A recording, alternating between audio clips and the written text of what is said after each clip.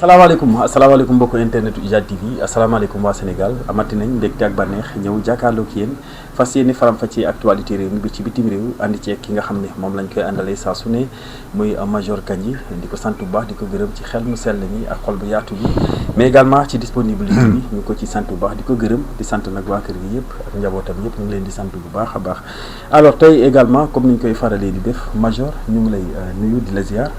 ñu ngi lay fay di kontaan di ñëwaat suñu émission hebdomadaire bi parce que c'est une émission boo xam ne vraiment de haute facture quoi, c'est-à-dire nit di wax dëgg di wax lu yiw lu normal éclairer nit ñi bañ xam ñoom fi ñuy taxaw loolu dara gënu ko ci réew te réew mi foofu la toll.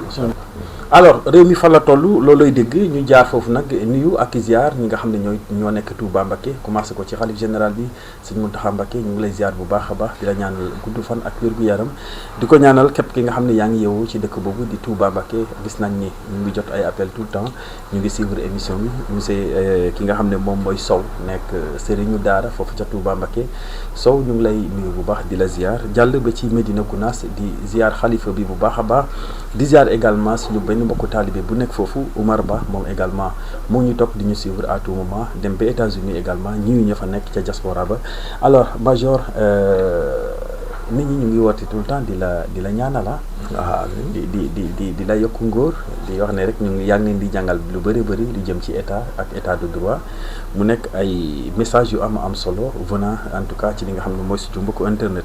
alors Major ñu commencé suñu waxtaan ak li nga xam ne moom mooy le premier ministre ñu gis ne rek démb nekkoon na fële ca assemblée nationale daal di jàkkaarloog li nga xam ne moom mooy député yi alors balaa ñoo dugg nag ci fond débat yi alors forme bi ñu rendre compte ne am na ay teesante yambar ngaak doo yambar teesante ci forme assemblée nationale ak fi réew mi tollu est-ce que discours yi ñu mel xaarandi nañ ko ci li nga xam ne mooy premier ministre ak li nga xam ne moom mooy député yi. waaw mais xam nga assemblée nationale bi léegi parloir la pour la délation l'humiliation ak kii quoi ak teesante et puis gis nga sax député ni ñuy tàccoo yow yooyu la ñuy tàccoo quoi booy attaqué nit ak booy wax nit di def dara yàpp amul débat intellectuel et puis des fois c'est malheureux quoi que bu ñu ñëwee di wax la personne du premier ministre il fallait parler des problèmes économiques purs et durs des problèmes de relations internationales purs et durs de la diplomatie internationale ay purs et durs yooyu la ñuy wax ay assemblée ay plans de redressement ay plans de développement économique comment diminuer la vie chère comment faire l'emploi comment développer agriculture bi période bi ñu nekk aussi gerte gi ñu koy jëndee lan la état bi prévoir étudiants yi lan lañ prévoir parce que ñu ngi grève amuñu bourse de redressement yu mel noonu mais malheureusement chaque jour da ngay wax yoo xam ne rek da ngay ñëw ci forme bi presque day mel da ngay inventé di dem waaye ne da ngay ñëw rek mel ni ku yor ay élèves yu ndaw primaire didactique quoi ce qu'on appelle la méthode didactique là à l'enseignement di tarar yoo xam ne après dañ koy démonter à la minute parce que maintenant ak Google bi gis nga affaire Dubaï bi tout a été fait il y a longtemps nga ñëw di ko wax quoi nit ñi di ko génne tout de suite c'est très dangereux parce que bu yàggee xam nga mën nga tromper baykat yi ak kaw yi nekk Sénégal ñoo waaye ça va indi na 700 milliards indi na nangam fekk loolu weesu na les intellectuels wala les bailleurs de fonds wala ñeneen ñu war nañ seen xaalis dañaa ne waa ji li muy wax ñun rek la dañ ko bu yàgg mu ñu koy wax kii waxuñu dara lu bees waxuñu dara lu leer là-bas nag yow da nga mën a tromper ñi lay déglu pour téye leen ñu lay topp ak di la déglu mais da ngay bloquer réew mi économiquement da nga leen di rey sax ci pet parce que dañuy toog di xaar ndeysaan di yaakaar alors que yow li ngay wax sax dafa weesu loolu lekk nañ ko ba pare dépensé nañ ko ba pare wala kayit yooyu rek la nañ ko ba pare xam nga yenn yi aussi nit day ànd ak sagom quoi parce que aussi politique la manipulation là day am limite un jour parce que actuellement ñu bari ñu ngi commencé di xam ne yii ay manipulation la ay wax lu taxawut la ay dem di wax rek di dem bët bi seen nga war di dem nit ñaa ngi toog boobu ba tey joxe woo ndékki joxe woo añ joxe woo reer bët bi seen nga lekk gi nangam boo duggee gauche dugg droite mais bu yàggee aussi di dem donc c'est la forme donc dans le fond nag c'est répréhensible parce que aussi une autorité de droit dans l'exercice de ses fonctions da nga war a régler da nga war a rester dans le cadre de ton statut et des fonctions pour lesquelles yi nga xam ne moo tax nga ñëw ci assemblée waroo fa ñëw comme parti politique loolu erreur la loolu fond bi c'est ça le côté fond pur et dur il y a vice de forme hier l'affaire là doit même être sanctionnée parce que c'est pas normal waroo ñëw ci assemblée en qualité de premier ministre nga fay wax affaire politique ak di teesanteeg ay opposants tu dois avoir la posture d'équidistance ci kanamu député yëpp c'est très regrettable mais cette assemblée même devait être dissoute parce que parce que ñoom chaque fois position la ñu jël même le président de l'Assemblée n'a pas le droit di jël position pour un parti ou pour un autre. mais c'est plus grave que le premier ministre ñëw di jël parti pour une partie di attaquer opposition à tout bout de chemin. Dans ce cas ce n'est plus une assemblée parce qu'une assemblée c'est la contradiction, c'est le droit équidistant et équilibré, équitable.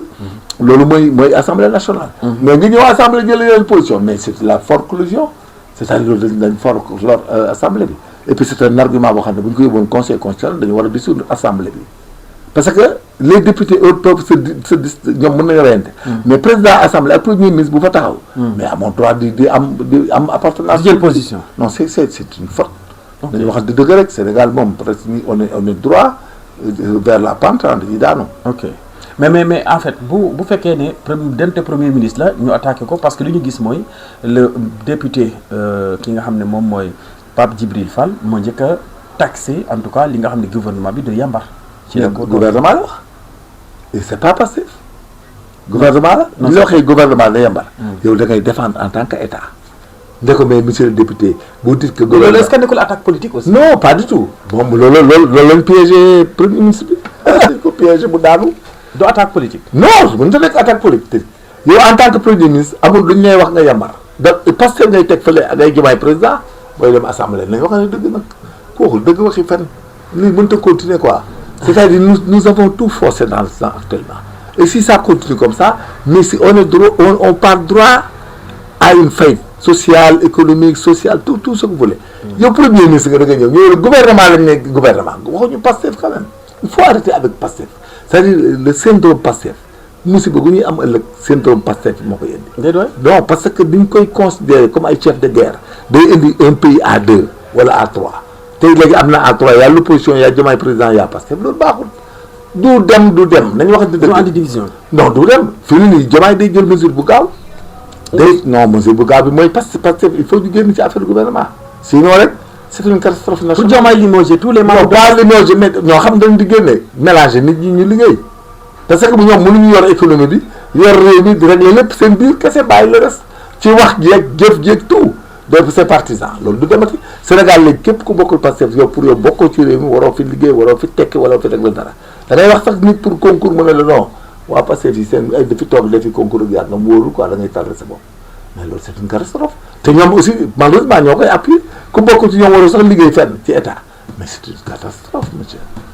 En tout cas même dans toutes les fonctions. da ngay dem ba sax même tenue da ngay toog boo amul accointance ak ñoom yow doo mën a espérer poste. waxuma la ay magistrat yëpp mais magistrat ban lañ fi demee léegi poste bu baax après parce que ñi fi nekk ak ñëw doon góorgóorlu ñoom Ibrahima nga góorgóorlu ñu ngi leen di sabre ñi ci des ngi góorgóorlu def du droit ñu ngi leen di sabre bu seen pexe yeggee mais dañuy changer ñëpp ñi nga xam ne dañuy def le droit le bon droit léegi nag man président Alioune Kandji magistrat je veux un poste que je mérite pas mais j'entre dans l'inepticratie damay fexe ba ànd ak ñoom wax ak ñoom wala régler ak ñoom ñu ne même poste yooyu ba jël ko à la place de notre personne. On a des problèmes ah. C'est un sérieux problème et puis les Sénégalais amuñu xam-xam boobu te conscient wuñ ci naka le premier ministre demee assemblée di attaquer des personnes par accointance politique mais da ngay dem mel ne Amadou Ba bu daan def lay discuter ak ñoom ah mais que soyons sérieux quand même maintenant c'est une hécatombe la. c'est nit ñi dañuy noppi di wax rek mais boo duggee ci TikTok international de national wala nga jàng dara am xam-xam ci gestion état. gestion sécurité gestion développement économique mais da nga koy gis ba peut-être yeggagoo ci affaire dette cachée bi Fra di démonté démb yeggagoo ci mais loolu c'est une catastrophe nationale. dette cachée bi waaw nañ ci rebondir démb. non dafa toog waa ji dindi ko ba mu set. wane ne dette le ministre Sarr. oui mais loolu c'est une catastrophe. wane ne dette cachée amul. mais fu mu amee ñëpp xam nañu lu dëgg mais comme ay vernacle la nekk Sénégal ay nit ñoo xamul dara et puis hypocrisie bi dafa metti ak kañaan bi ak soxor bi ah nga leen dette cachée bi qu'est-ce que ça veut dire mooy système banque la. mais daa nga dégg la théorie des hypothèques de deuxième rang ak les garanties solidaires dañ ko daan def léegi banque yi dañuy bañ hypothèque de deuxième rang parce que dañuy xam ne y a un problème de solvabilité bu à risque ce qu'on appelle le risque et le risque des risques parce que yow waa ji boo amee benn kër gu jaay 130 millions ñoo hypothèque ko 120 millions BHS léegi bu bëgg la ko hypothèque waat 100 millions te kër gi 120 millions la mais il est sûr que dans ce cas s'il y a sinistre tu risques de ne pas entrer dans tes fonds xam nga loolu kese la wala nit day leb nga garanti ko mais état bi li mu def sa amul problème c'est la dette directe indirecte mais bi état bi daf la leb directement banque mondiale FMI. bi mu garanti ay Sénégal ak yeneen société mais ñoom le risque là tant que ñooñu fayuñu. amul risque te ñooñu dañuy fay. jeex na donc c'est polémique la ni ko Sarr waxee et puis mi ngi toog di ko dégg. pourtant ñuy tàccoog di wax ñoom bu ñu waxee loo xam ne seen waa ji wax nañ ko waxoo dëgg wala y a problème da ngay dégg ñu leen leen ma quoi daal lañ commencé xool en chef de faïence commencé la créer su waaj tontu du nangam ñuy tàcc mais c'est du n'importe quoi assemblée bi perte xaalis la rek actuellement on nourrit des gens on leur donne de l'argent des véhicules des avantages mais ça ne ramène rien ça n'avance en rien le pays quoi mais finalement il y avait de quoi faire un casting et faire un décret comme ni ñuy désigner nit ñi dans les sénats et autres wala ñu créer sénat pour ñu désigner ay député non il faut ñu jël ay nit ñu taxaw ñoo xam dañuy ñëw régler problème bi dem boo ñëwee premier ministre di wax seen yoon nekku ci dañuy wax ak yow droit wax ak yëpp nangam Sénégal foofu la togg parce que gis nga loolu surtout ñun ni ñu avancé ci affaire dichotomie ci assemblée nationale il faut ñu changer paradigme parce que actuellement ni dem la mu nekk guerre mondiale boo xam ne éternelle amut mel yow man la benn autorité parce que fekk na ma ci passation consigne nuyu ñi ma toog a ñëpp nuyu ma ah bon je te jure autorité waaye presque ministre dans le cabinet du père je te jure daf ma jéggi bañ la nuyu jox la bañ ma nuyu non ñu ay nit je te jure ah bon yow duñu ay nit laa la wax non est-ce que gisoon na gis na ba taay ñu ngi toog ba toog dafa ñëw toog jéggi duñ c'est-à-dire ñoom fi ñu dugal politique seen affaire bi barke Sëñ Touba maa la ko waxoon naa ko ay 2022 billaahi laa la wax la ma waxoon jërëjëf cette histoire là première victime yi mooy Diomaye président bu dee yéex na réactivité mooy nekk victime billaay mooy njëkk a nekk victime ñu doog a wax leneen ñi ma gis nii ak ni ñuy demee ak ni ñuy waxee ci quartier yeeg ci panel yeeg ci affaire ak armée beeg kii bi ni ma gis nii négal mais le premier ministre démb réaffirmé na ne y a un compromis. non problème yooyu c'est pas important il y a divergence d'intérêt la yooyu ay waxee xale la il y a divergence d'intérêt Diomaye va se présenter en 2029 et sa candidature est incompatible avec la marche de Pastef il faut dañ ko bëgg a yor téye économie bi di ko utiliser ba 2028 ñu bett moo tax bon léegi y a les moyens que Diomaye détient dañu koy jouer ba 2028 juillet 2028 lañ koy song maa la wax song pour jàkkaarloo lay bu baax c'est trop tard les moyens seront entre leurs mains non mais ci mooy également le premier ministre démb précisé na ne ku yaakaar ne mën nga lijjanti ci ay moyens pour dem defee ko politique c'est pas vrai loolu c'est pas vrai un homme politique à qui donne une direction générale wala ministre mën na def ay avantages ay politique ci biir quand tu fais la ñoom lu tax ñu jox waa APR ay poste nag ñu jox ay DG ak ay LONASE non waa APR nag rupture exemple laa wax y a pas de rupture ce qu'ils utilisent là mais c'est ce qu'il y a pas ils sont pires que nos gars non ëpp na xalaat. oui bien sûr rupture la ñu moo ci gis ku nekk di jël bureau boo dem da nga fa fekk 10 personnes bureau bu benn nit daal nekk ñaar 10 personnes nga fay fekk l'argent qu'on utilise daal amul kenn ko gis waa Bakel maintenant on veut une enquête à Bakel mais kenn def ko mais kenn ñëw ko def sax. parce que seen xaalis. waaw mais Touba xaalis bi ñu wax mais nañ ko indi dem enquête ko da nga naan ñii laa ko jox ñii laa ko dafa indi factures yi. on demandait à Mansour Faye des factures et autres mais ils n'ont qu'à sortir des factures comme tout le monde et des destinations et des weef mais ak Azer bi. mais yëpp ça va venir. mais dans le temps loolu amul problème c'est pas les gens ne sont pas pressés. ok donc comment faire maintenant pour li nga xam ne moom mooy suñu situation économique bi mu relancer wu très rapidement. mais ils n'ont pas de plan pour le gouvernement actuel. pas le président de la République mais le gouvernement actuel est dans l'inertie. oui mais plan de redressement. mais ban plan de redressement lay def plan de redressement lépp local bi du dem Banque mondiale FMI yooyu laa joxe ay données yoo xam ne. ñoom ça les a peur ñu arrêté alors que yow ça n'avait pas d'incidence. La Sénélec paye sa créance, les SD payent leur créance, les autres sociétés de l'État payent leur créance. Ils ont besoin de créance du coup que c'est affaire État à des fins politiques pour diaboliser le président Macky Sall. Mais voilà les conséquences. Les conséquences sont drastiques. En interne, tu n'as plus raison. Par le côté ministre même disent que c'est polémique là. Le dëgg du yoon. Bor bi ñu ko leban koy fay. Quel est ton problème? War ko wax di apeurer les bailleurs. Nga naan dañ ko nëbb ñële mais ñële ça dépend de l'État. Le président, l'État, le gouvernement d'alors a jugé inopportun de donner les informations à la FMI. Au FMI. Parce que, pourquoi? Parce qu'ils ne sont pas concernés. Ils n'avaient pas de risque à leur égard.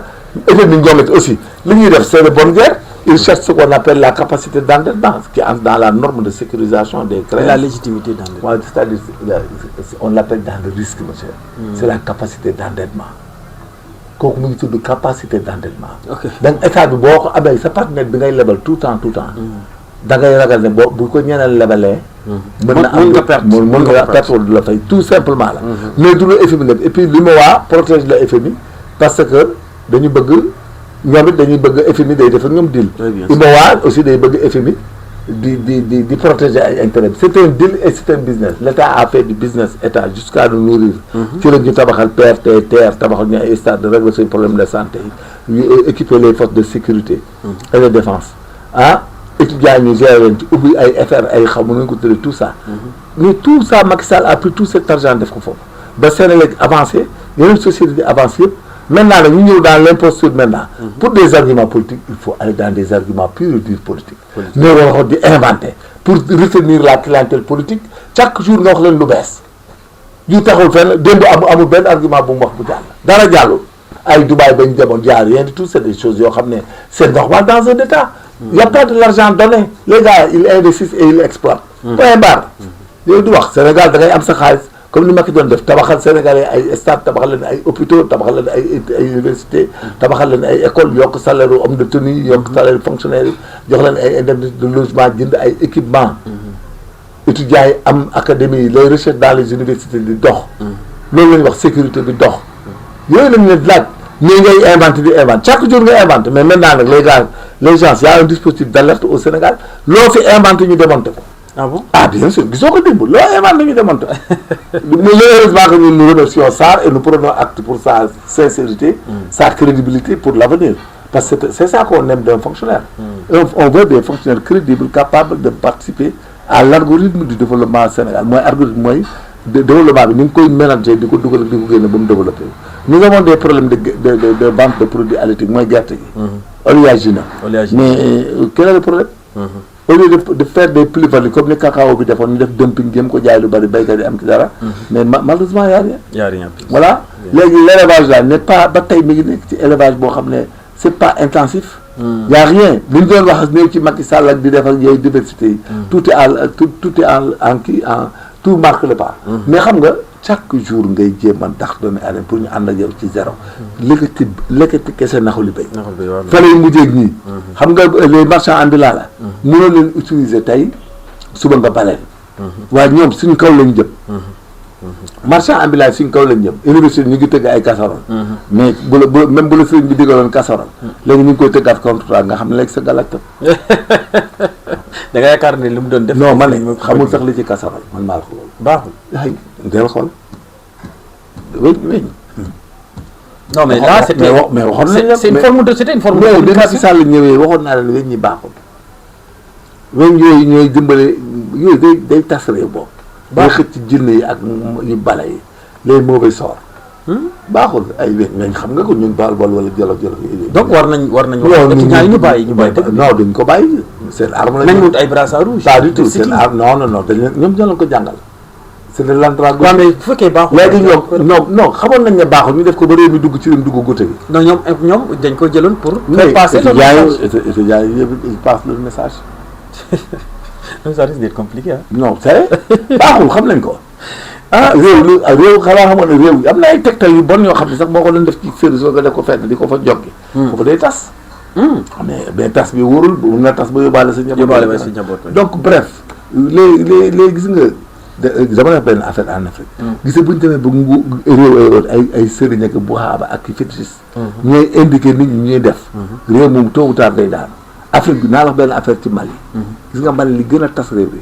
benn imam Dicko waxuma la Dicko bu mag bi nekkoon fële de. son propre frère on était ensemble en Côte d'Ivoire day ñaan. Sëriñ Kamil la descente na. sama xarit la woon on se fréquenté bu baax. mës na ma wax ne ma dëkk bi ñu nekk.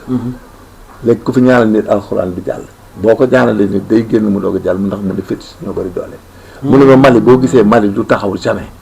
mu ne xërëm ak fétiche dañ koo fonk. voilà loolu ñun dañ ci boole lu ci bokkul. day dàq boo gisee tubaab yi di ñu tane chaque fois France lu mu métti dañuy lekk carotte di lekk shawarma ak hamburger. Allemagne noonu ñun foo ñu fekk ñu ngi ak problème. di lekk somme. foo ñu fekk problème la ñu léeg ñuy di n'importe quoi. c'est parce que dañuy gouverner au lieu ñu gouverner dans la sincérité dans la logique. dañuy naxante dañuy xërëmante dañuy labajante.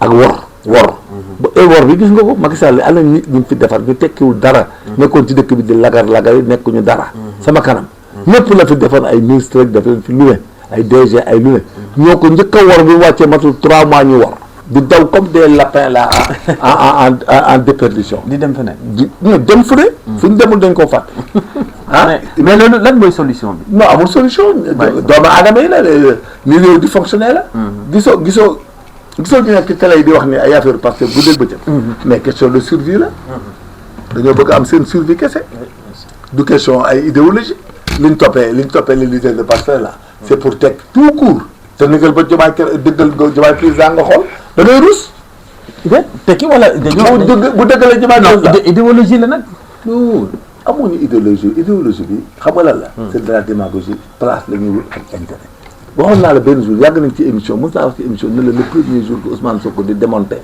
ay PDG di leen remplacer mais ci lay xam lan mooy politique ak àdduna loolu mos nga ko wax ci mais wax naa la ba tàyyi te nigal ba Diomaye ne leen ku bokk ci man ñëwal wala ku bokk ci man nangam ba mu wóor na la yow da ngay dem ci mini kon ne di nekk DG wala tey sa DG arrêté nekkal ba je vous donne le 20 décembre à partir du 20 décembre vous allez voir. à partir du 20 décembre xanaa remaniement di am. non pas du tout dama ne. bu ñu paree ci tumulte yi.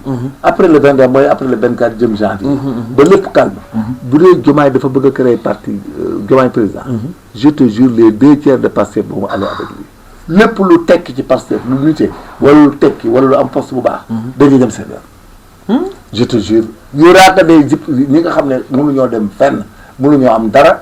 te comme waa ji comme discours bii nga xam ne moo nekk en place ak Pastef mooy dama lay tekkiloo à la place des gens yi jàngi woon métier tout yooyu moo am na ñoo xam ne ñoom ils vont l'attendre mais gis nga Diomaye bi nga xam ne il va prendre la partie saine de la population négal ba Diomaye ubbi Diomaye président nga xool ba ubbi siège am ay structures dans les régions dans les communes dans les départements ba gars yi nekk ci état bi ñi am décret barke Sëñ Touba sur son 2000 ñu ngi nañ ba la ñëw fii ndégal ci la dama la leen du ma la ko nëbb je te jure da nga yéemu ci àdduna gaawaay bi gaawaay bi gëm-gëm bi tëluwul ban gëm-gëm lañ gëm koo wax mu ne damaa bokk ci combat bi damaa war a tekki am poste ba tey goos si loolu la ñax ci benn yi ndégal ba mu ñëw te xam nga li tax mu garaaw la plume là la plume de Diomaye elle est le corollaire de l'opulence, de l'argent et des finances. Bien sûr. Voilà, négal ba Diomaye bëgg na Diomaye bëgg 2029 ko xool. Je te jure, ils vont pas survivre. Non, pas du dem. Sama nijaay loolu nag du yomb de. Xay négal maa la ko wax. Man lu ma la ci wax la téere la. te gis nga bis bu commencé. ay waxkat ñooy génn di kaas ak di wax gars yi ñuy waxal duñ leen déglu dañu dem seen yoon. jéggi leen. Et puis attendez, politique c'est une technique. Fële ñi ma fa gis ñoo dàq politique ñi ah. fi nga gis fan. si non les mimirages du moromu nii. du ñoom Aïssata Tall du moromu ndaw si non Aïssata ñoom mën nañ ñoom c'est des intellectuels parce que APR ñu fa nekk. APR ay gor a fa nekk. ñi nekkul gor dem nañ.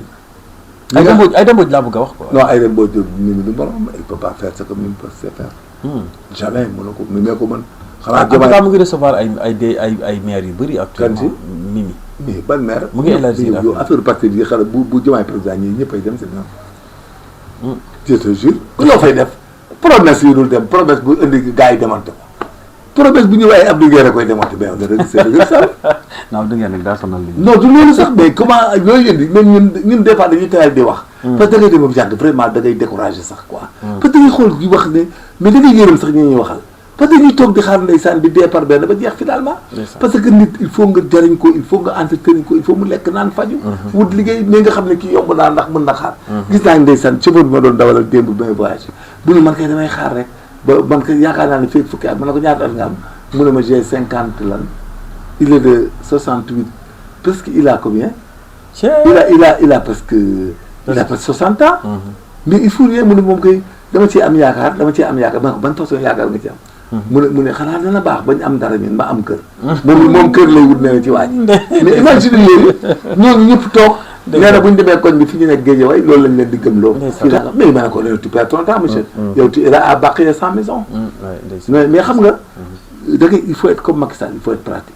xam nga daal wax bourse familiale lu ko ëndoon ci Macky Sall dafa xam ne les services publics de l'État des fois y a des dysfonctionnements. pour que le service public, la prestation de l'administration arrive carrément chez les populations.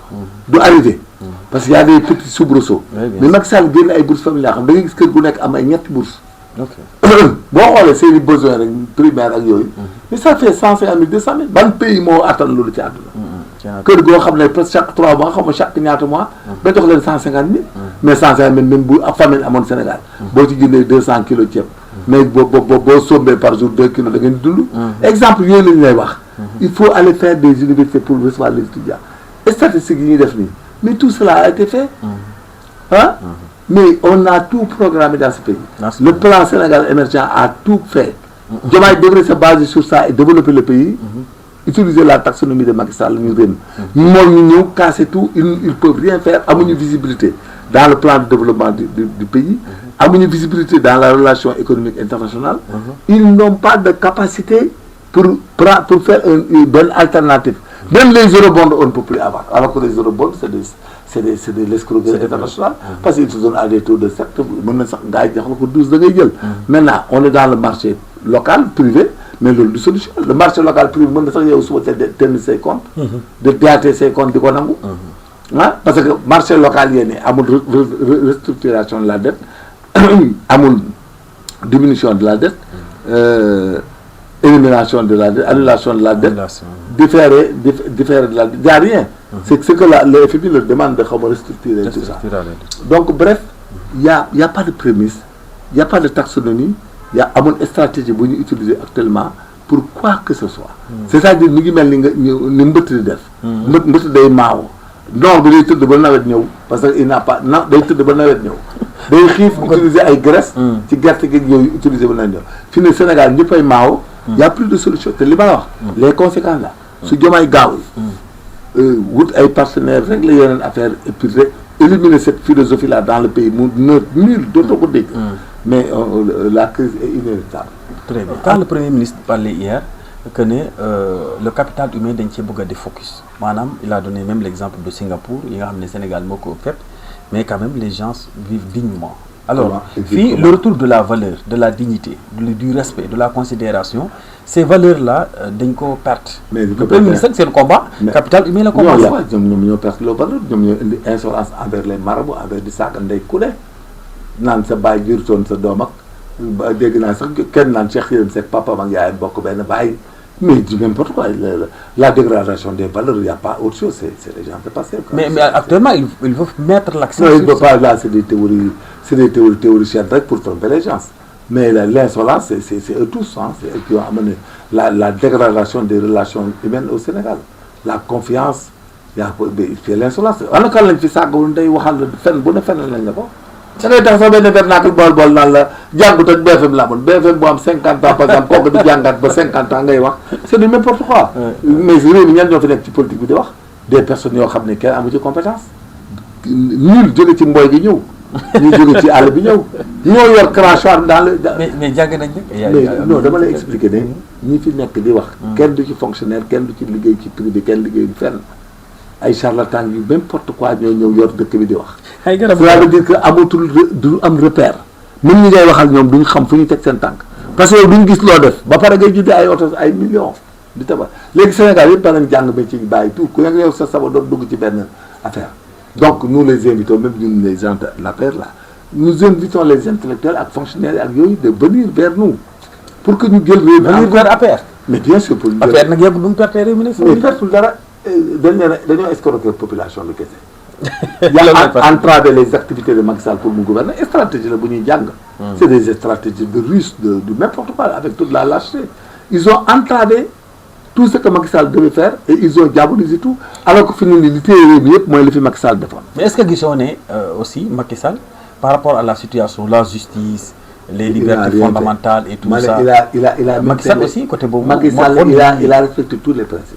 C'est le leader de parti moo utilisé benn taxonomie avec pour les arnaques ba ñu yaakaar ne il y avait pas de justice il y a de la justice maintenant où est la justice. Mais quand Macky Sall disait que am na rapport yi nga xam ne ñoom moom moo ci. il y a pas rapport c'est dafa am faute disciplinaire loolu du infraction.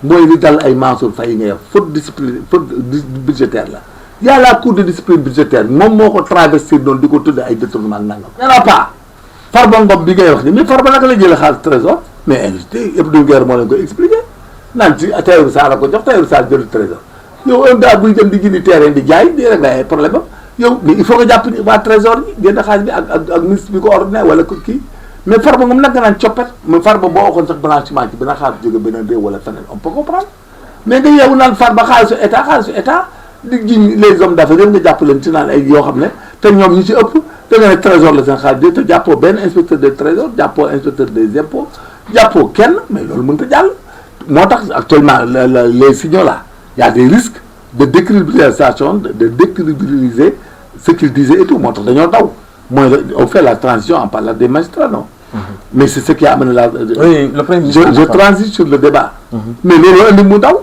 il a raison moom homme politique là il va pas se sacrifier pour qui que ce soit kan moo daw mais le premier ministre il a raison dafa rocceeku taxaw fële parce que xam ne la situation bi garaaw na garaaw boo xam ne tout peut arriver lan moo garaawal situation non li ko garaaw mooy des poursuites yoo xam ne mën na am mu am ay aboutissement yoo xam ne y a faute de la justice de l'État entre guillemets parce que quand il y a faute d'un fonctionnaire autre c'est l'agent judiciaire qui répond c'est l'État et puis il y a même il y a le procureur général de la Cour pénale internationale mais ñooñu ñëpp dañuy ñëw et puis ñoom les autorités là dañuy am ay informations yoo xam ne doo ko ama dañ naan leen vous êtes en train de dépasser les bornes vous êtes entre ligne rouge pour vers les manquements sur les droits humains. maintenant ban taxawaay la magistrat yi war a taxaw. mais magistrat yooyu non ñoom dañuy arrière ba dugg baat vocal.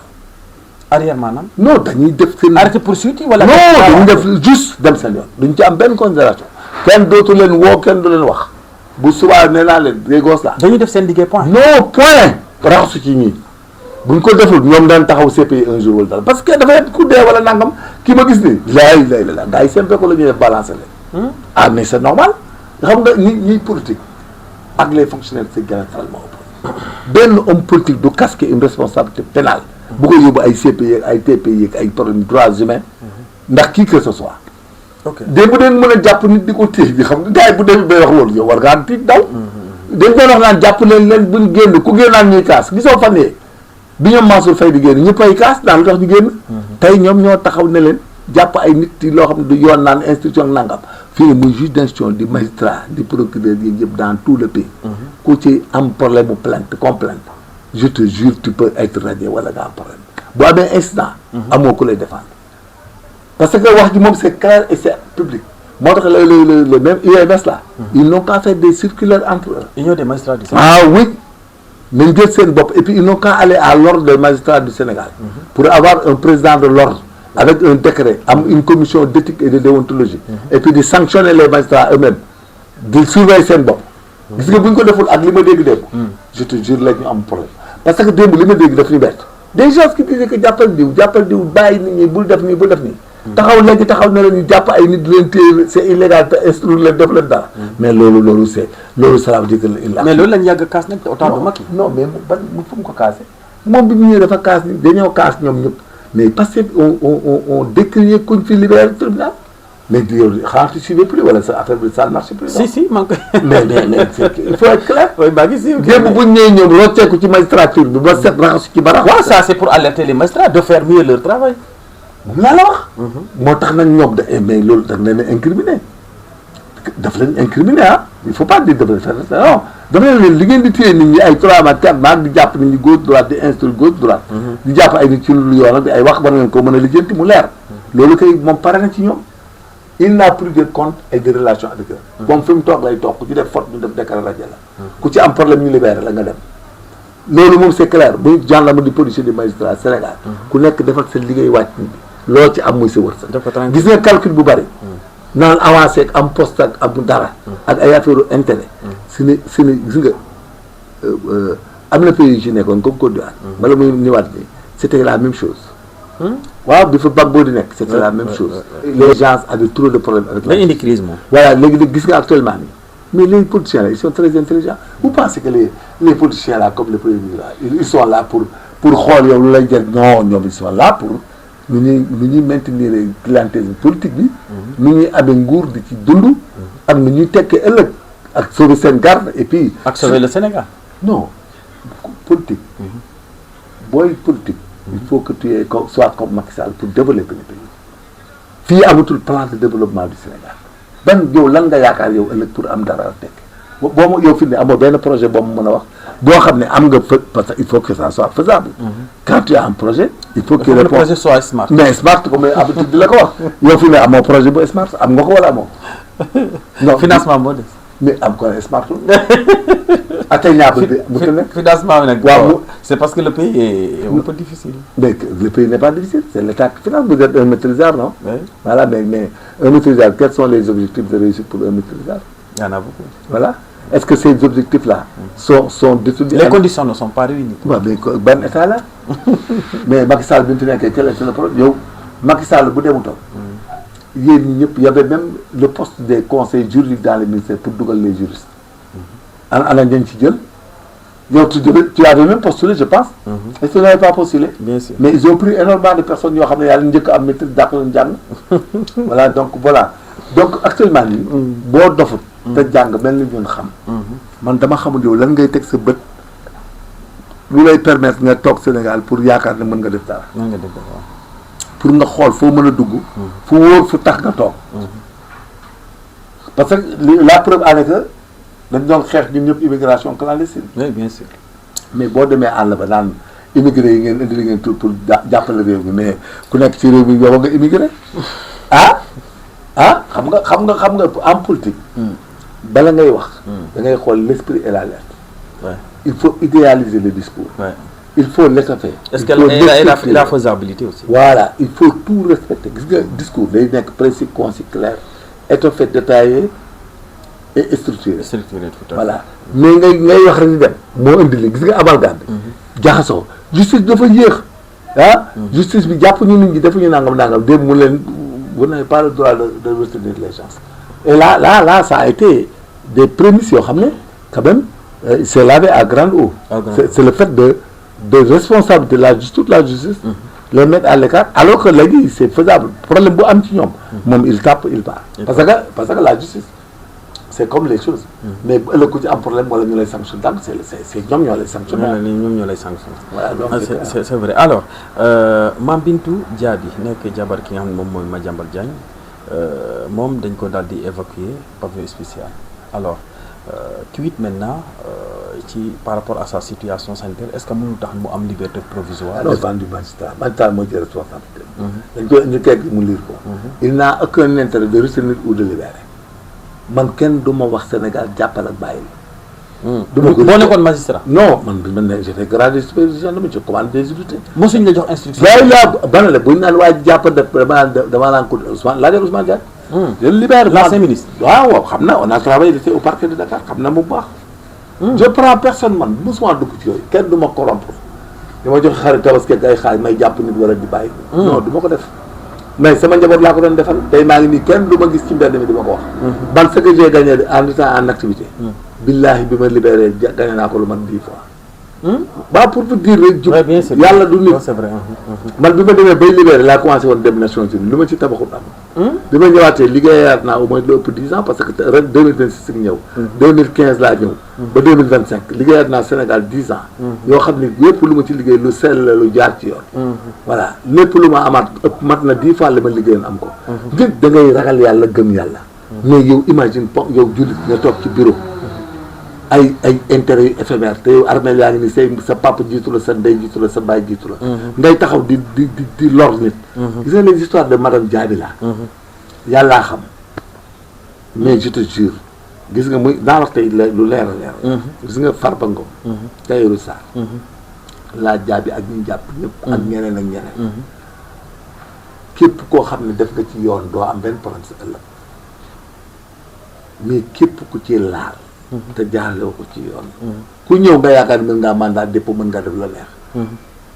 dana la am lu la daal loo xam ne te da ngay gudd fan aussi. ba pare sonn. doo gaaw a faatu. gis nga. soo jaay loolu waa APR ñoo am. non ku commencé def gis nga ko. Serigne Bassirou Gueye c'était mon ami il n'a jamais arrêté quelqu'un illégalement. ñii li ñu defoon ci àdduna boo ko xoolee cour d'assises la ñu waroon dem ñun ñëpp.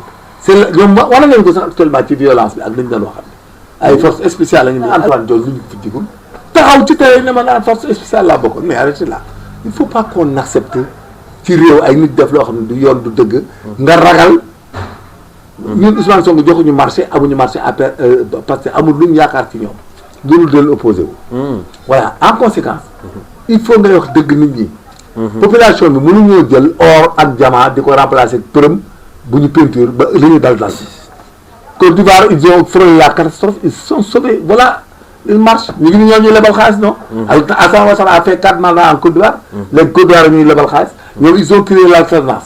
ñu ngi di lebi kon nag où est le problème quel est la ban moo baaxoon téyoon Macky Sall bi moo gën wala jël leen nañu waxati dëgg Côte d'Ivoire bi ñuy kaas ne amul démocratie amul dara. léegi ñoo ñuy lebal ñuy dund. mais xam nga l'Africain surtout sénégalais. gis nga réew mi bis buy am problème. kañaan ak hypocrisie moo koy tas. moo tax sëriñ si gisoo leen dañu leen soxal dem bay ñaane sëriñ si la ñuy am c'est du n'importe quoi marab yi déggatu ci benn marab bu ñemee ñëw taxaw benn àjjuma ci tey pare ñu réglé ko ay problème wala may ko wala yóbbu ko hôpital amatut benn marab bu ñemee ñëw ne man ka sama jàngi sama nangam sama daara gi sama nangam ñemew gisoo ko lay jox ndax laa dëkk amul benn sëriñ wala benn nit Sénégal wala association wala organisation moo xam ne mënati ngaa yaakaar ci Sénégal ci nit mu jox la dara mu dimbalee la te yàlla tax wala dimbalee la nangam ni ma ko daan def leen suturaal motaar yi di daw Njaasaan Medina Gunaas Tivaouane Touba fu ne di jox doomi aadama yi Marème Faye nekk fee lu jëkkër ji jël ci fond bi mu amoon ñu indi ko ci kër gi di jënd ordonnance di régler ku ne régler na ko ci àdduna mais c'est malheureux c'est dommage maintenant loolu la ñuy wax une personne qualifiée Macky Sall est une personne qualifiée l'essentiel en est que ku ko soxla ëllëg yaa ngi def réquisition à personne qualifiée jëli ko parce que je sais que am na ñoo xam ne élément yoo xam ne bu ñu génnoon ci état bi mais si c'est Diomaye président et autres ci 3 ans yi ko dese am na sax lu mu doon jëlee la taxonomie de Macky Sall jël ay conseillers ak tout mais ñu génn ci mais actuellement nii. pour Diomaye jël Macky Sall. non du ko jël day jël ay conseillers ak ay stratégie bi mu amoon. fi mu bëggoon yeggale Sénégal te waa ji fexe ba estompé ko. dañ ko estompé par la violence par le discours et tout. ñun la ñu rey ñoom rey ñu Macky Sall c'est sénégalais la ñu rey nous qui étions dans la bonne rampe te li ma lay wax nii négal ba 2026 dëgg la résilience sera de mise su ko nekk li may wax gis nga bu 2026 duggee nit dana muñ métit ak ñàkk ak xiif ak mar c'est normal parce que maa gis tey ñu ngi def ci en filigrane dans les télé ku mënatuñ leb mais mënu chaque jour ngay leb di dundee non pas du tout mënut a nekk pas du tout il faut que mu am stratégie bu ñuy indil alal mënu ñoo yaakaar ci immigré ñuy cotiser ñuy dem ko daal di leb xaalis fu ne mënut a nekk tu parles du port de Ndayane port boo xam ne c'est financé l'argent là ban sens la l'argent ay tuyaux lañ ko jëndee ak ciment ak fer ak ay def ay chenal ak ay kenn gas chenal yeeg yooyu installé port les Dubaï port autres mais prennent notre argent dañuy indi suñu marchandise bi fii di fay dem seen yoon amul lu ñuy yokk la douane est là bu ñëwee mu jël wàllam Dubaï port autre jël transport mag yooyu mais ñun qu'est-ce qu'on gagne dans ça un port là le port qu'est-ce que ça peut nous servir port benn la ñu mënoon servir mooy port de Dakar bi nga xam ne dañ ko installé woon depuis 60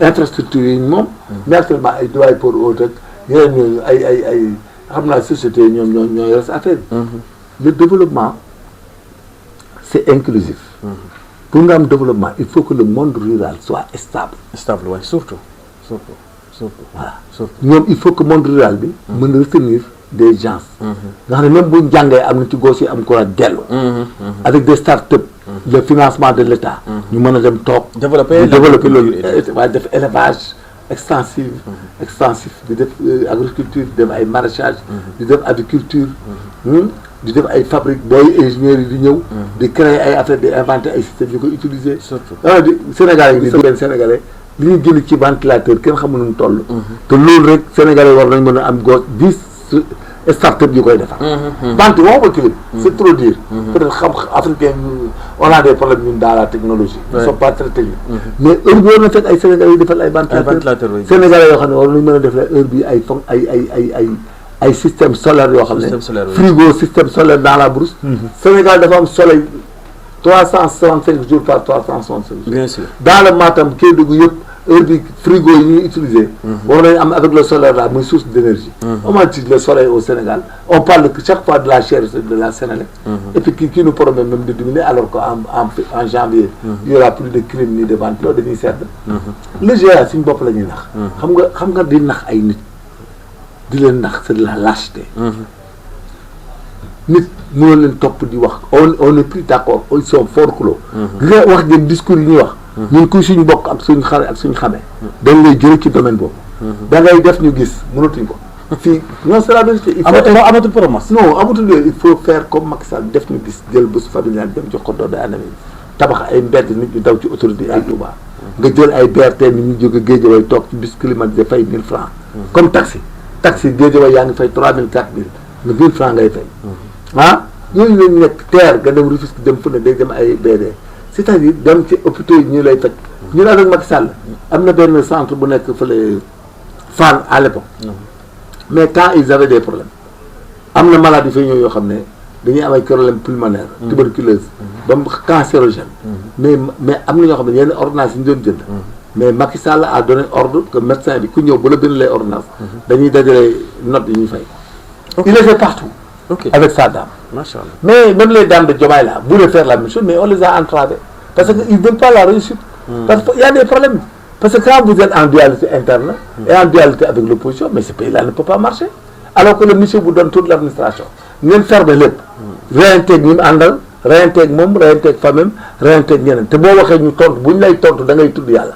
Mel ni ay yàlla ba yàlla baal quoi. Mais comme ay ceeb. boo nee root ñu wax rek la ñuy def.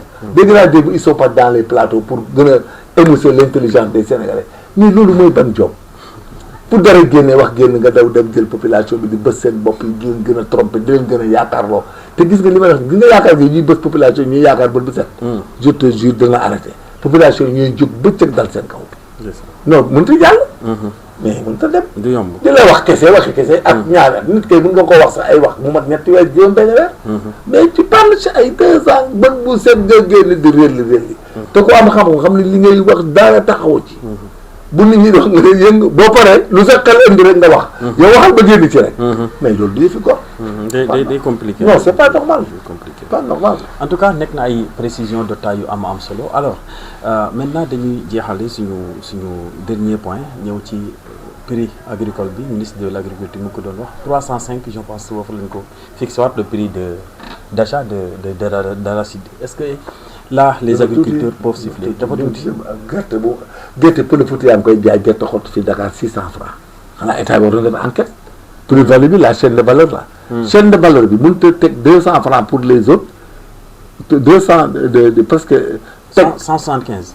non mais 200 il vend à 600 yow nga jox 300 moitié bi 100%. pël Fuuta yi 100% la ñuy am ci gerte gi te duñu bay.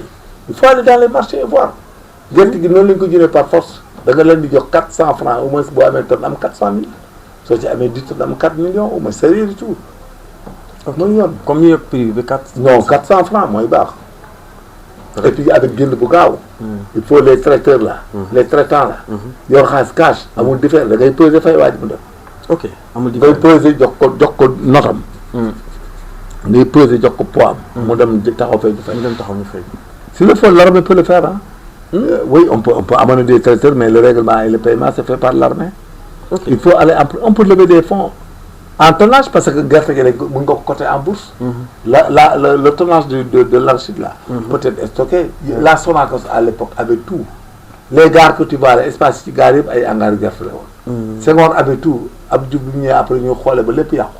ok mais on avait tout et puis il faut retourner à cette orthodoxie. ok le gerte mënoo fay gerte nga tonne 300 000 nga bay am ñaari tonne ñetti tonne matul sax million. loolu kenn du ci dugg. moo tax finalement boo si bàyyi àll bi ñëw di jaay fii marchand ambulant yëpp àll bi lañ jógee c'est des fils de cultivateurs. parce que quand même ce qu'il gagne ici c'est mieux. Quand tu gagnes 5 000 par jour. mais 150 000 la.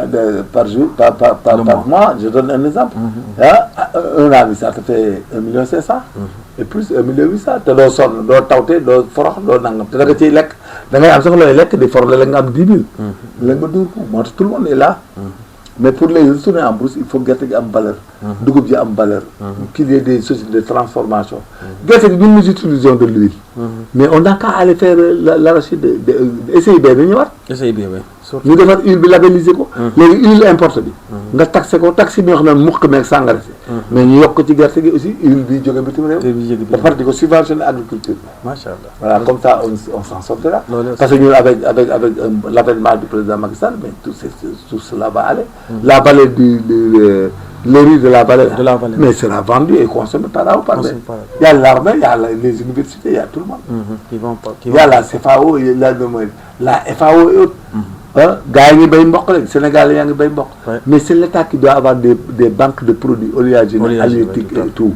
Pour pouvoir, et ces banques-là seront un link pour acheter et stocker et vendre aux grandes industries à l'extérieur.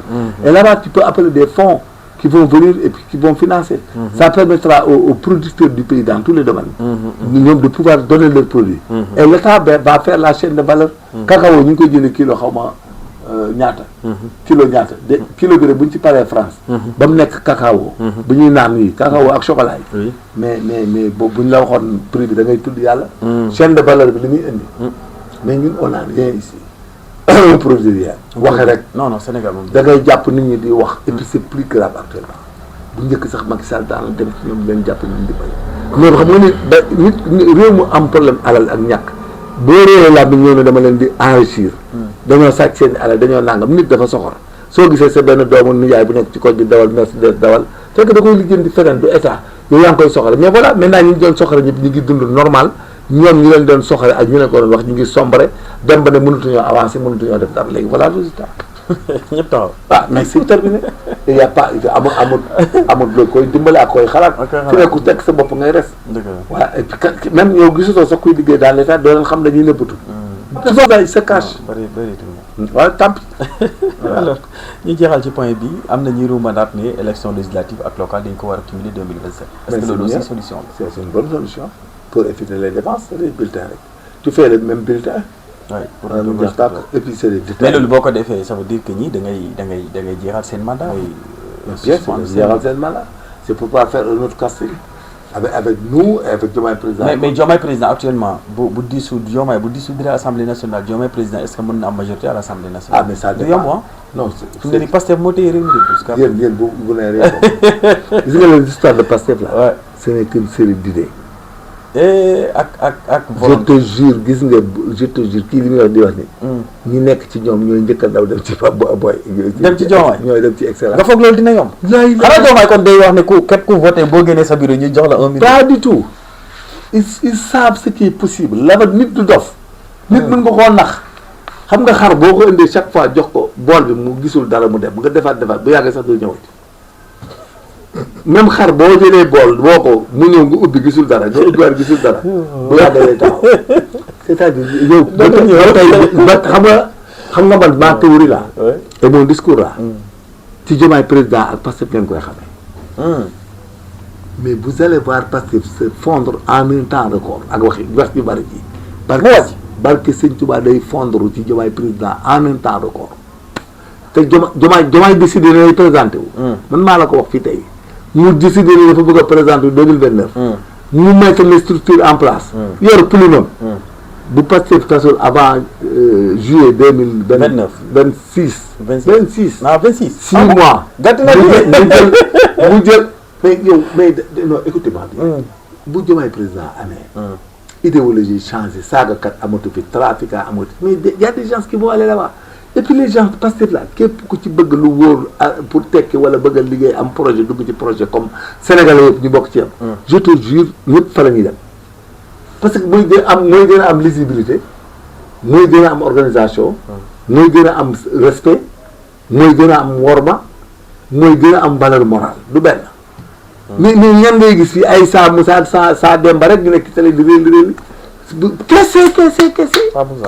non saa ku nekk dama waxuma sa dama ne ay saa Demba ak saa Modou saa nangam ay ñoo xam ne bu ñuy wax doo xam ni fu ñu jógee waxi kese ku lu yëngu duñu wax.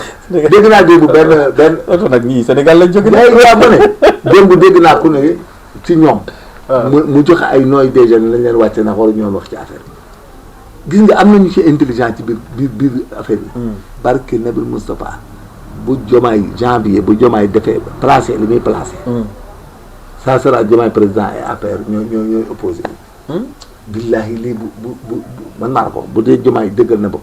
janvier février mars avril mai juin. le 1er juillet. da nga gis loo mës a gis te da nga tàllal vaar ko. vidéo bàyyi fi. ba ne day tas. da nga gis si choc mais yow xanaa ko dof sax mooy toog ci loolu ay waxi kese bu ñu waxee gauche wax la droite dans 20 jours dans un mois jën yi dañuy génn tubaab yi dañuy ñëw di immigré mais yow il faut arrêter mais yow nit yow tamit nit ñaan seen kër yi toog di souffrir boobu ba tey. ay xale yi ñu souffrir seen kër yi ba tey. mais Sénégal kay ku ne bëggoo changement. ci affaire bi da ngaa rep. mais nañu wax dëgg. et puis Macky Sall bi ñuy topp di wax mais ça va arrêter dans les jours à venir. mënuñu taxaw fi ñoom bu ñu def seen i conneries def seen i labaj. bu ñu paree topp di incriminer léegi ku fi taxawati jël ci télé bi responsabilité. di attaquer Macky Sall pour des faits pénals. fait pénal ou autre. mais tu vas voir. pour des détournements de deniers. non la kooku accuse da ngay di preuve bi on va faire la plainte. ngeen porte plainte. non c'est clair amatul ku ñuy may dañuy tax door procédure lonk la da nga indi preuve ci li nga wax. oui mënuñu toog ay vernac lu jóge ci mbooy bi. mais y a beaucoup de rapports nag. Ousmane Sonko mais rapport bu am yow gisoo rapport gisaatoo rapport waxuñu Ousmane Sonko seen waa appartenir ak képp kuy dund ci territoire national di waa ay Macky Sall rey nit da nga indi preuve moo détourné nangam diffamation la. il faut que ça arrête da ngeen di jaay procédure on va enclencher les procédures contre vous. te boobaa yow yaa koy. maa koy enclencher maay bind requête. yéen a ko. waaw bind ko mais il faut voir dañ taxaw. man mën naa andi ay preuve que du moom ay yëpp xamuñu ki ñu ko seqal dañ leen di dóor ci kaso bi et puis on va faire des procédures yoo xam ne elles vont pas s'expirer on va continuer à renouveler la plainte chaque année même s'ils sont pas poursuivis fii ak 10 ans tant que maa ngi dund te noonu lañ leen di jàppee ba nga xam ne régime dana change ñu ñaf leen ci kaso bi ak ay dommages intérêts tar nangu seen xaalis ak contrainte par corps maximum gis nga ñi ciy def les organisations religieuses là et autres là yu dugg ci politique bi il y a deux options tu fais de la politique ou bien tu fais de la religion c'est clair on ne peut pas accepter organisation mënoo am organisation du loolu mënoo am avantage yu statut organisation religieuse ñu lay bàyyi ngay dajale nit ñi càkk guddeeg bëccëg def ay atroubages def lu la neex am statut marabout wala ne quoi que ce soit ba pare nga bëgg a jël loolu di def politique pour indi la dissidence dans un pays parce que c'est une xamul tax c'est les idéologies qui diffèrent parce que là-bas l'idéologie est radicale et le radicalisme est prohibé par la loi voilà munoo nekk am ay taalib yoo xam ne boo leen deelal ñu dee nangam nga jël dugg ci politique bi ëllëg ñooñu ils peuvent insécuriser le pays toute corporation à idéologie religieuse ou le radicalisme mais ñoom aussi am nañ droit far ma ne déggoo li ma la ñun su ñoo nekkul ci ku bëgg a far ñun loi la ñu wax am droit on ne va pas laisser le pays à ce que les problèmes islamiques et de sectes et de corporations religieuses autres se mêlent à la politique parce que c'est des sources de violence loolu même constitution da koy bañ voilà ñun on cite pas de nom su ñoo nekku ci l'essentiel yàlla va juger et que nous aurons le pouvoir et nous allons faire la police c'est clair. xajal nañ ko sa bopp. alors ñu jeexal ci point ñi nga xam ne tey. ci réseaux sociaux yi di def ay commentaires ba di xotti li nga xam ne moom mooy. waaw outrage la loolu Diomaye da ko réglé. parce que Diomaye am nay mbokk am nay xarit am nay soppe. am nay xarit am nay ñoom il dort il pense que Diomaye n'a personne dañu yaakaar ne Diomaye singleton il se trompe. am nay nitam am nay nangam te noppi na. ñu ngi def stratégie mais loolu juridiquement. mais c'est des infractions à la loi pénale c'est de l'outrage yaa ko wane en plus xotti ko sa néeg te bu ko wane ndax xotti ko di ko wane c'est de l'outrage au chef de l'État c'est de l'offense surtout la et puis c'est comme des voies de fait de violence et tout nit boo xottee photom di ko rendi kay rey nga ko naan yàlla bu mu ko nettali yàlla bu mu ko nangam bon heureusement que xol bu tàng la woon non il n'a rien dit mais s'il pense qu'il laisse tomber il se trompe man maa la ko fii il ne laissera pas tomber lu leer la moom Diomaye du laisser tomber. day venger wu. non du venger wu. mais da koy faj. c'est-à-dire il va ramener l'ordre. ok dans ce bordel là il va amener l'ordre. bordel ku nekk di saaga di dagg di wax. di ñaan gis nga loolu c'est valable pour toutes les autorités. kenn amul droit di saaga Ousmane Sonko wala di ko humilier c'est par ses parents. c'est comme aussi kenn amul droit def ko Macky Sall kenn amul droit def ko Diomaye. mais ñoom bu ñu doon favoriser loolu naan sàcc bu fi ñëwee nangam ñoom ñoo ko indi tout ce problème là c'est Pastef parce que ñoom ñoo développé loolu ci ay vernacle yoo xam ne xamuñ dara ñu utiliser arme boobu léegi arme boobu nag lañ këpp Diomaye fan yi seen arme de violence verbale boobu par le geste la menace l'intimidation mais ils ont oublié qu'ils ont affaire avec un président de la République loolu lañ leen trompé am na arme moom ba ku nekk noppi da nga yow ku nekk da ngay tal looy dundee xam nga ne moom ñoom ñi ñuy wax ni di ko utiliser di jàggat yi di yónnee weef yeeg di régler c'est Diomaye gis nga Diomaye comme ci dégomé da nga ñibbi Patte d'Oie ñii ñibbi Patte d'Oie ñii ñibbi Joal ñii ñibbi feneen mais nga xam yow suba bu la Diomaye ne noonu Sénégalais ci yow la ñuy ñëw il faut pas se tromper te gis nga Diomaye président barke Nabil Moustapha ñaari mercredi ñett ba liste bi jeex nga xam lépp dëgg la am na ñoo xam ne moom bu da nga leen di woo ne leen bu faites quoi vous êtes où ñu ne la damay rester damay c'est clair la mais sama jaay loolu nag di yomb nag. non ma ne lu ko raw lay yomb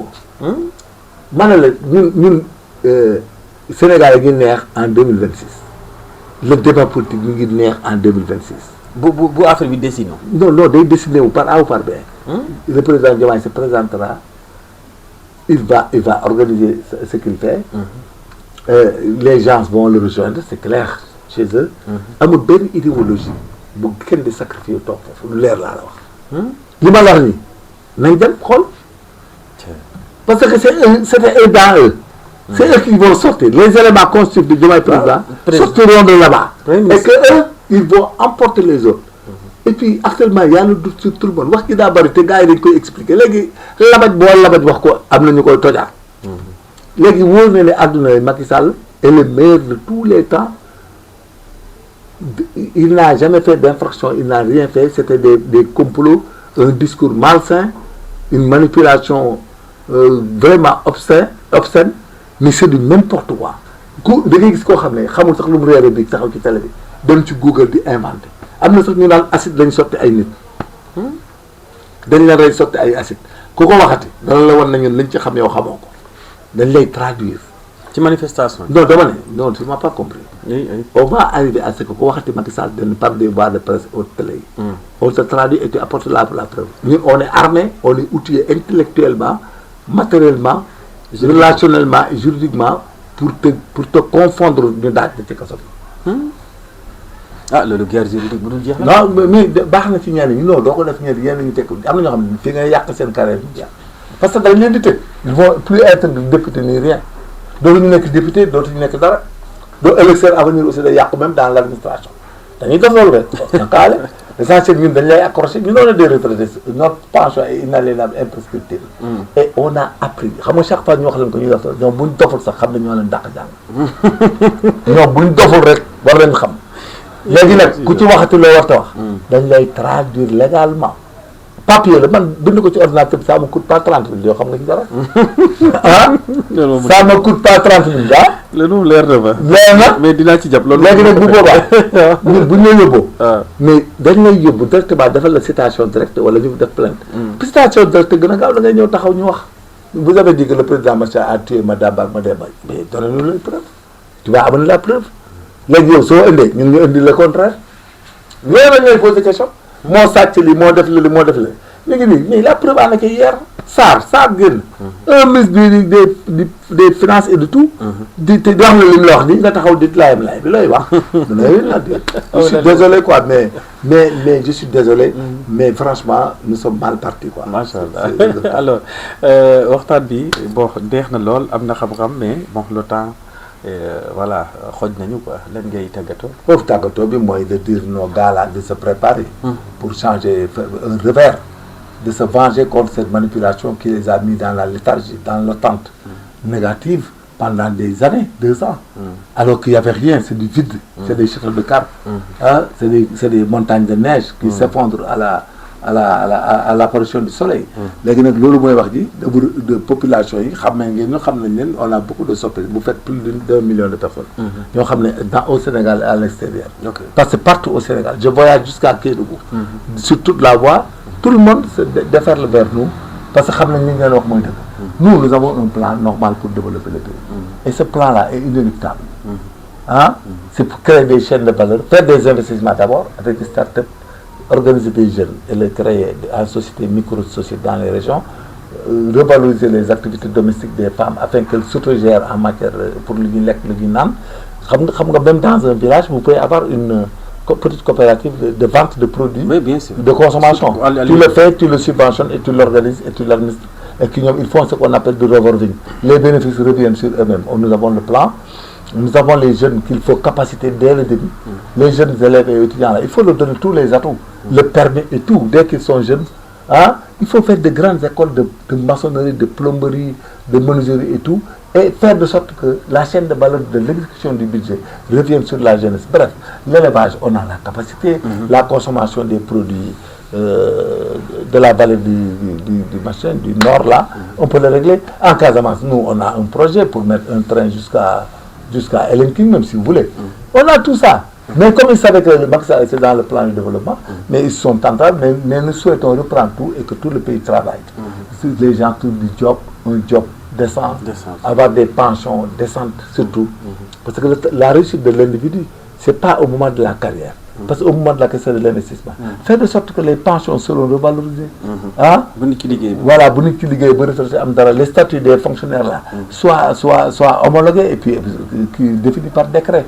Que les étudiants là prennent la moitié de leur bourse dès l'ouverture des académies. Il y a une bourse qui a 600 000, parce que 50 000 par mois. Voilà, nous avons 300 000, nous avons 25 non? Voilà, nous prévoir. Parce qu'on veut aller vite. Et nous avons la capacité de négocier avec la Banque mondiale et les institutions de bourse. Nous avons aussi la capacité et la crédibilité de régler avec la France, l'Union européenne en gros. Et particulièrement des pays isolés en France. La France fait partie de l'Union européenne. Donc tu peux régler avec l'Union européenne, mais en même temps régler avec l'Allemagne, la France et autres. Parce que nous avons des garanties. Voilà, les États-Unis dans la subvention du MCM et tout ça, c'est que vous avez... ce qu'ils ont enlevé. Nous, si on venait, le président américain qui serait là, connaissant notre doctrine de fonctionnement et d'organisation de la paix, nous pouvons lever beaucoup de fonds. Il y en a combien de milliards? C'est rien du tout.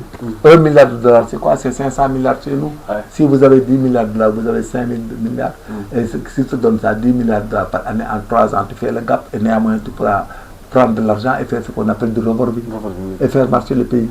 Au lieu de faire des taxes et autres, toutes les entreprises sénégalaises sont au chômage. Ils ne travaillent plus, ils doivent payer des fiscs, mais cette année-là, en 2026, mais les impôts n'auront même pas de taxes parce que personne ne travaille. Voilà, donc bref, ce que nous avons gardé est prévu et meilleur et ce qui développera le Sénégal.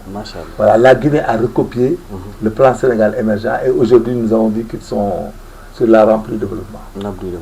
Machallah. Alors nekk na yu am solo sa mbokk yi Bawol yi nag Touba Mbacké dañ lay. waaw ñoom dañ leen di conscientiser parce que ñoom ñu ngi may suivre wax nañ leen ko. léegi ils s'organisent sur place. ñu ngi discuter lu bari foofu nit ñaa ngi leen wax dëkk. ne leen waxoon nañ ne leen Major Kandji Alioune moo fi dëkk moo fi cosaanoo moo fi andi bopp. non on avait tout le temps dit. mais foofu tam am on n'a pas besoin de les tromper ñun. non on leur dit leen di jariñ ñoo ko bokk ñoom xam nañ li ñu am.